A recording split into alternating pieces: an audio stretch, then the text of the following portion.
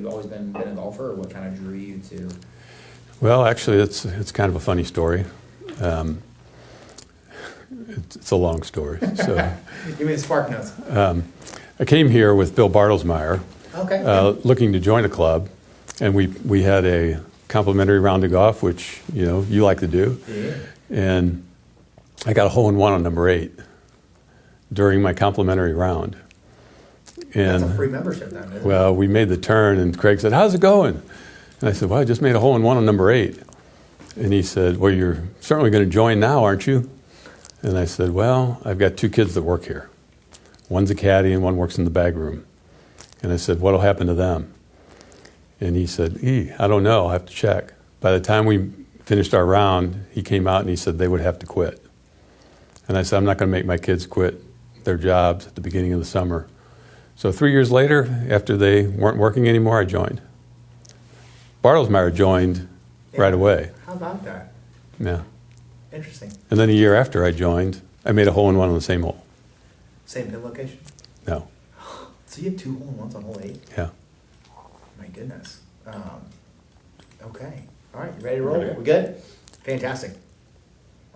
All right, so been a member here for a while. We have some pretty exciting stuff ahead that you'll have to be with the club for.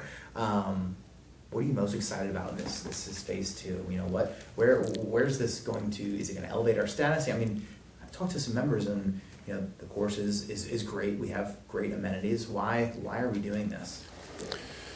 Well, many clubs in the club industry have gone through major renovations, or they're currently doing renovations, or they're planning to do major renovations. Our Board of Governors felt that we could not stand still, and we needed to move forward and complete our renovation plans in order to stay premier and relevant according to our mission statement. Yeah, no, that's fantastic. So kind of describe your role in the process, right? So what did Jim Schaefer bring to the table? Well, I had multiple roles. When we started this process a couple years ago, I was the chairman of the Greens and Grounds Committee. So when we began planning for the golf course renovations on the Golf Course Master Plan Committee, I became a member of that committee. So over the last couple of years, I've been involved in the Master Plan Committee for the golf course.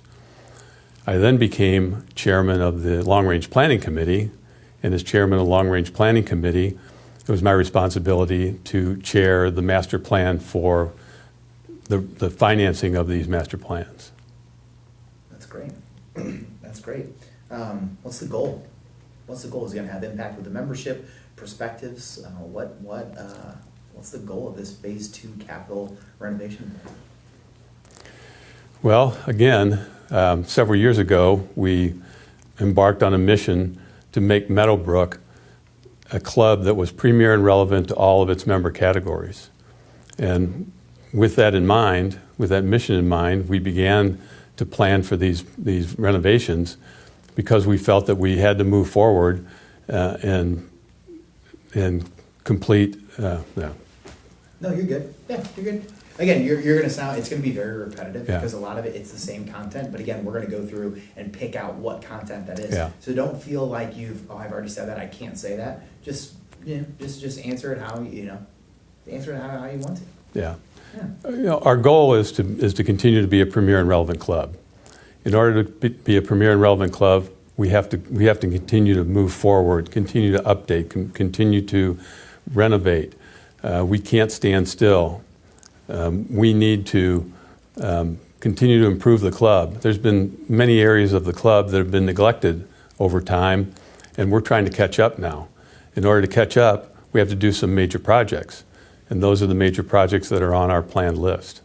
That's great. Can you talk a little bit about the planning behind it on the finance side, right? So this wasn't something that you just threw together overnight, right? This was something that you brought in consulting companies with. This is very well thought out. So kind of speak in your own words of that process of, hey, look, we did our homework. Yeah, we did bring in financial people. We also, the Long Range Planning Committee and the Board of Governors also spent hundreds of hours reviewing financial scenarios, also working with our lenders in order to refinance our debt under favorable terms, and holding meetings with the membership in order to get their feedback. Yeah, that's great. So how are we going to finance this? Well, using the results of the analysis and feedback from the members, the Board of Governors felt that we needed to do these projects over a short 3-year time period, refinance and increase our debt levels to a sustainable level, and assess the members according to a schedule that's also available on the member website. That's fantastic. That's fantastic. I think that's pretty good without going into too much financial detail, right? So it's essentially what we want to get from that is, look, we did our homework, we listened to the feedback of our members, and this is the best course of moving forward. So kind of talk about moving forward and as stepping in as club president, the vision. So don't be afraid to touch on that. As stepping in the role, new roles, club president, I couldn't be more excited about the vision and direction of this club. Well, first of all, trying to take into account the two funding sources, increasing debt and getting participation from the members, was quite a challenge. And it involved taking many factors into consideration, including member satisfaction, sustainable debt levels, and potential member attrition. Potential member attrition is one of the tough ones. We had to estimate how much attrition we thought we would have. Is it going to be more than that? Is it going to be less than that? And so as I come in to the presidency, one of the things that I'm excited about is maintaining our membership levels with the prospect of the club being renovated and new and exciting things happening to both the clubhouse and the golf course. Matt, fantastic. That snippet right there was absolutely fantastic. Great. What are you most excited for? I mean, you're a member, right? I think you're part of the staff just because of how much time and effort you put into the club, and for that we know obviously we're grateful. But as a member, what are you excited about? Well, as a member, I joined Meadowbrook to play golf, which many of us do. And over the years, I have loved our golf course. I still think our golf course is a fantastic golf course, and many people would say there's nothing wrong with our golf course. It's a great golf course. I'm so excited about the improvements that we're looking to make to the golf course. But in addition to that, I spend a lot of time in the clubhouse now. I have dinner here a lot. I'm at the outdoor bar a lot. I'm at meetings. I'm here many times during the week. And to see the exciting things that are happening inside the walls of this clubhouse is fantastic. And I can't wait to see how these things turn out and be here to cut the ribbon when it comes time to open them up. Yeah, that's great. Love it. So what were some of the things that you wanted to talk on in your own work? What's something that you're passionate about? That's you're watching this video and you see your face, and you would be remiss if you didn't touch upon some of these points. Well, I've kind of touched on them as we've done this. So same kind of freestyle. Say in your own words what you want to kind of convey and portray as the viewer. Well, one of the things I'd like to portray is that Meadowbrook is an unbelievable club. Meadowbrook is a club that's all things to all people. It's not a stodgy, old-fashioned, old guy club. It's not a club where everybody comes in their blue jeans and it's just a bunch of young kids. We have young families. We have elderly people. We have people of all ages that are here. We have members that have been members for 50, 60 years. Members that have been here for 2 or 3 years or just started here. And it's great to get to know all those levels of membership. And it's exciting to come to a place where you have a lot of friends. Yeah, that's great. So that's kind of speaks to the culture of the club, right? Like you said, yeah. we're not this stuffy club where you come and I joke, I bring perspectives around, and literally members come up and they want to get to know you. If they don't know you, they're going to want to get to know you. So kind of touch on what really sets us apart from other clubs? No question about it.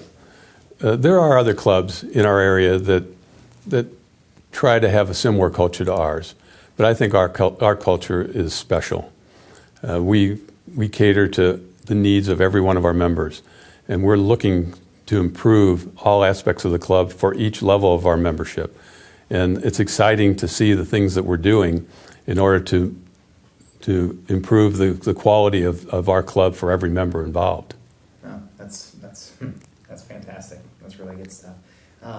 Let's hear your best kind of send off, right? So you're watching this video, you're becoming more and more proud of Meadowbrook as a member, as a prospect. I'm thinking, wow, this is somewhere where why haven't I joined already? I want to hear your best send off of, man, this is going to elevate us. This is going to take us to the next level.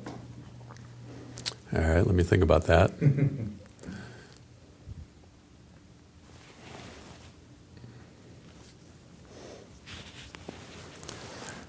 I can't be more proud of Meadowbrook as a club, as a place to organize, as a place to make friends, as a place to come be with your friends. It's such a great place to be. I come here knowing that when I walk in the door, I'm going to have dozens of friends to come and spend time with, to eat dinner with, to have a cocktail with, to play golf with. And it's my home away from home. It's just a great place to be, and I can't imagine anyone who wanted to be involved in this environment. Boom. That was great. Anything else you want to touch on? Or, I mean, we covered that and more. One of the things I want to tell you, not for this necessarily, is since they're making me be president now, every time you get a new member and they are accepted and they're ready to start, I want you to tell me who they are and give me their phone number because I'm going to call them. Okay. Wow. I love that. I'm going to call them and welcome them to the club. Not as the club president, but as a member of Meadowbrook. Terrific. I had a great conversation with one of the members today, actually, and he's a member that hadn't been to any of the meetings. Nobody knew what he was thinking. I called him from the airport. Actually, my phone was going through the security thing when it was ringing. When he was calling me back and it was ringing, I had to call him back. But we had a great conversation about all of these improvements that we're making here, and he said initially he had sticker shock when he heard about the assessment, but the more he thought about it, he said, I'm a young guy. I've been a member for just 3 years, and I'm going to amortize that assessment over the life of my involvement with Meadowbrook. Yeah. And I believe in the things that you're doing, and I support you, and I'm looking forward to having all these things happen. It's exciting. Yeah. It's really exciting. Now we got that momentum, and it's full head of steam, right? Yeah. Full steam ahead. Whatever. Perfect. Thank you, Mr. Schaefer. All right. That was terrific.